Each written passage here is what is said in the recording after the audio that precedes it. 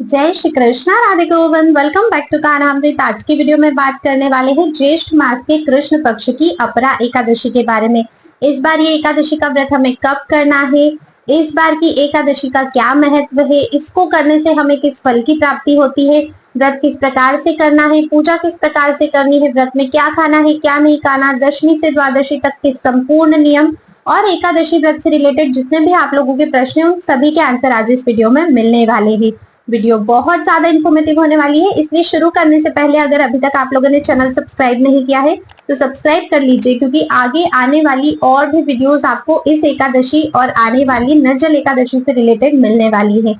चलिए आज की वीडियो को शुरू करते हैं। सबसे पहले व्रत कब, कैसे, क्या नियम है, उनसे पहले हमें जानना चाहिए कि इस व्रत का आखिर महत्व क्या है।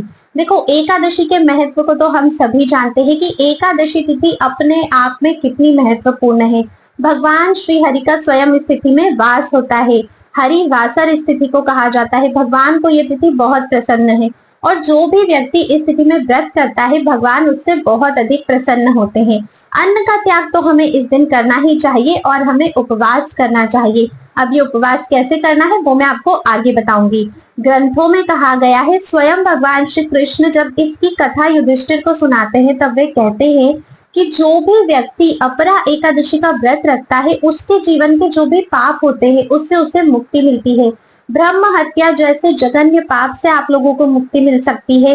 अगर जैसे हम लोग झूठी गवाही देते हैं, झूठा ग्रंथ पढ़ते हैं, शास्त्रों को गलत तरीके से लोगों को बताते हैं, अपनी ज्योतिष विद्या का अगर गलत इस्तेमाल करते हैं, झूठा वैद्य बनकर अगर कोई किसी को ठगता है, चोरी चकारी जैसे निंदनीय जो कर्म होते हैं, ऐसे सभी कर्मों का जो दोष हमें लगता है उससे हमें केवल अपरा एकादशी का व्रत करने से मुक्ति मिल जाती है। तो ये एकादशी बहुत ज्यादा इम्पोर्टेंट है। इसके बाद जो आने वाली शुक्ल पक्ष की एकादशी है वो है निर्जल एकादशी और वो साल की सबसे बड़ी एकादशी होती है।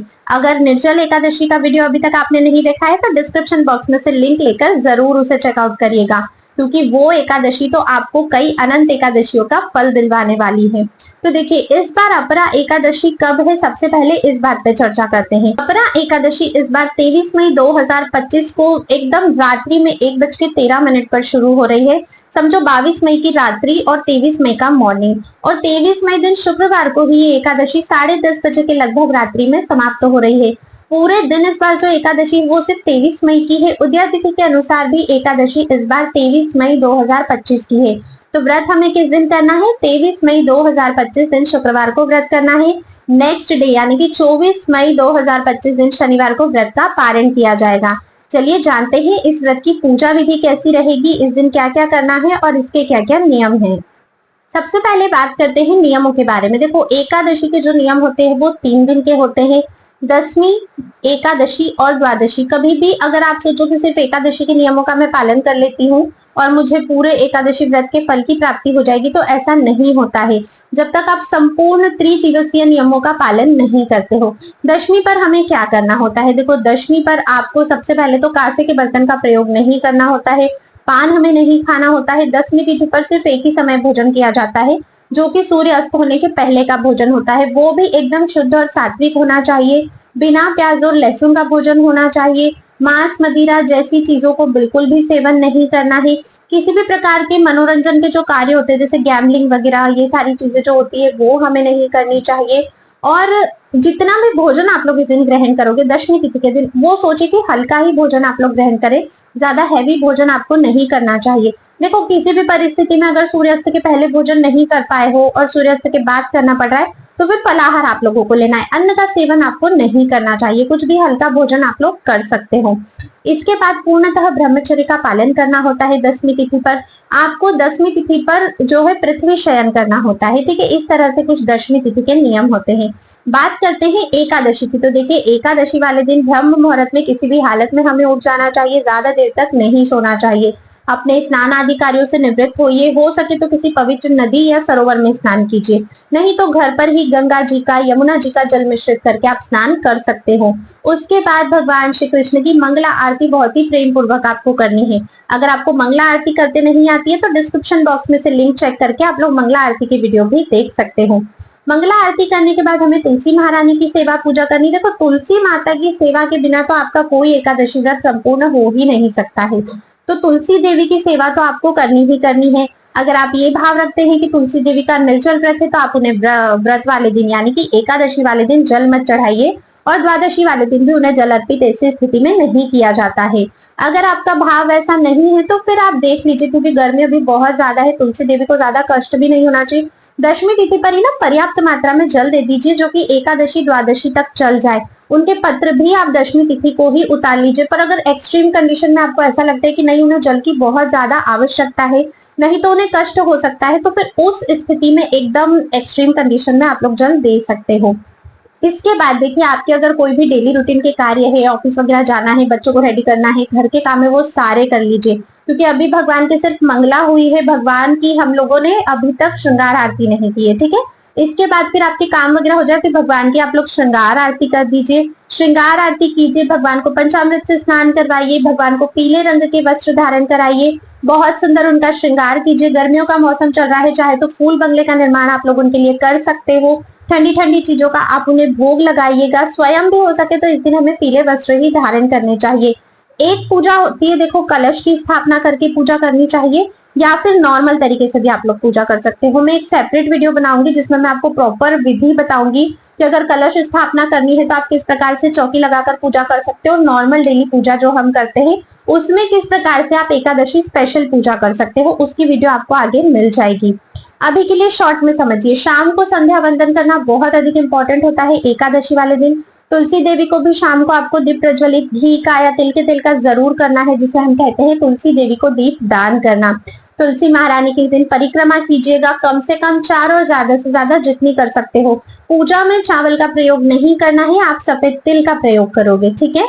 इसके बाद शाम का संध्या वंदन देखो, डेली अगर नहीं भी कर पाते हो तो इस दिन कोशिश करो कि इसके बिल्कुल ना हो सके, घर पर कोई है उन्हें बोलकर जाइए, या फिर आप जल्दी घर आइए और संध्या वंदन जरूर कीजिए, क्योंकि एकादशी वाले दिन पूजा का बहुत अधिक महत्व होता है, सुबह शाम दोनों ही पूजा का। इस तरह से पूजा वगैरह कीजिएगा। दिन भर में किसी की भी निंदा चुगली जैसे कार्य आपको नहीं करने चाहिए। कोशिश कीजिए जितना हो सके कम बोलो। कम बोलोगे तो कुछ ऐसी बातें मुंह से निकलेंगी ही नहीं जो नहीं होनी चाहिए, तो कम बोलने की कोशिश कीजिए, जितना जरूरी है उतनी बात कीजिए। भगवान के नामों का चिंतन कीजिए, भगवान की लीलाओं का चिंतन कीजिए, कथा का श्रवण कीजिए, सत्संग कीजिए, साधु संग कीजिए। ऐसी ही एक्टिविटीज में एकादशी वाले दिन हमें होना चाहिए। देखो, एकादशी का व्रत 2 तरीके से होता है। कई सारे लोग अपनी मनोकामना पूर्ति के लिए करते हैं, और कई सारे जो भक्त होते हैं वो केवल भगवान श्री कृष्ण की प्रसन्नता के लिए करते हैं। सही मायनों में अगर जाना जाए तो एकादशी का व्रत सिर्फ और सिर्फ हमें भगवान श्री कृष्ण की प्रसन्नता के लिए ही करना चाहिए। तो ऐसे में संकल्प करने की कोई आवश्यकता नहीं है। किसी भी मनोकामना पूर्ति के लिए करते हो फिर आपको आपके व्रत का संकल्प करना पड़ेगा। और अगर जब हम भगवान को खुश करने जा रहे हैं, उनके लिए कुछ कर रहे हैं, तो हमें संकल्प की आवश्यकता नहीं होती है। एकादशी वाले दिन आपको दोपहर में कदापि नहीं सोना है। अगर शरीर थोड़ा थका हुआ लगता है, किसी भी प्रकार की कोई समस्या है, तो आप लेट सकते हो, पर आपको नींद नहीं निकालनी चाहिए, ठीक है। क्योंकि एकादशी का दिन सोने के लिए नहीं होता है, वो भजन करने के लिए होता है, तपस्या करने के लिए होता है। शास्त्रों में तो यहाँ तक वर्णित है कि एकादशी की रात्रि को भी जागरण किया जाना चाहिए। रात्रि में भी हमें नहीं सोना चाहिए। और रात्रि में जागकर हमें क्या करना चाहिए? क्या हमें मोबाइल चलाना चाहिए? क्या टीवी देखनी चाहिए? क्या गेम्स खेलने चाहिए? तो ऐसा बिल्कुल भी नहीं है। रात्रि में जागरण करके नाम जप करना चाहिए, मंत्र जप करना चाहिए। जो भी आपको भगवान की लीला प्रिय लगती है उसका आपको चिंतन करना चाहिए। आप गुरु मंत्र का जप कर सकते हो, हरे कृष्ण महामंत्र का जप कर सकते हो। इस तरह से अपने संपूर्ण एकादशी के दिन की दिनचर्या आपको रखनी चाहिए। अगले दिन है द्वादशी तिथि, जिस दिन हमें अपने व्रत का पारण करना है, यानी कि हमें अपने व्रत को खोलना है। देखो, जितना इंपॉर्टेंट एकादशी व्रत होता है उससे अधिक इम्पोर्टेंट होता है उस व्रत को सही समय पर खोलना। हर एकादशी के पारण का समय अलग अलग होता है और निर्धारित समय पर अगर एकादशी व्रत का पारण किया जाता है तभी उससे संपूर्ण फल की प्राप्ति होती है। अन्यथा आपको आपके एकादशी व्रत के संपूर्ण फल की प्राप्ति कदापि नहीं होगी अगर पारण का समय आपका निकल चुका है तो। पारण पे विशेष ध्यान देना, पारण कैसे करना है, कब करना है, किस चीज से करना है, क्या विधि है, उसका मैं एक सेपरेट वीडियो बनाऊंगी जो आपको आगे मिल जाएगा। एकादशी वाले दिन आप उसे अवश्य ही चेकआउट कीजिएगा, क्योंकि देखो व्रत तो आपने कर लिया लेकिन अगर उसको खोलने का तरीका आपका गलत है, सही समय पर उसे नहीं खोल रहे हो तो फिर व्रत का फल ही नहीं मिलेगा। तो इतना कष्ट आप उठा रहे हो एकादशी वाले दिन, तो पारण पे विशेष आप लोगों को ध्यान देना है। इस तरह से ये कुछ नियम होते हैं एकादशी व्रत के। अब क्वेश्चन आता है कि व्रत किस प्रकार से करना चाहिए। तो देखो व्रत सर्वोत्तम है कि आप निर्जल व्रत करो। अगर किसी कारणवश बिना जल के नहीं कर सकते हो तो फिर जल पीकर कर सकते हो, जिसे सजल व्रत कहा जाता है। अगर वो भी आप लोग नहीं कर सकते हो तो फिर आप सफल व्रत कर सकते हो, जिसमें आप फलों का सेवन कर सकते हो, दूध का सेवन कर सकते हो। ऐसा नहीं दिन भर फल और दूध ले रहे हैं, सिर्फ एक या मुश्किल से 2 बार आप लोगों को लेना है। अगर उतनी भी सामर्थ्य नहीं है तो फिर दिन भर में एक बार एकादशी प्रसाद लेकर, जिसमें काफी सारी चीजें आप लोग इंक्लूड कर सकते हो, उसके साथ आपको व्रत करना चाहिए। देखो चैनल पर ना एक प्लेलिस्ट है एकादशी इंपॉर्टेंट वीडियोस के नाम से, उसमें आपको डिटेल में एकादशी व्रत के नियम, क्या खाना है क्या नहीं करना है, फुल डे का रूटीन क्या होता है और एकादशी से रिलेटेड जितनी भी जानकारी हमें होनी चाहिए वो सारी ही वीडियोस उसमें है।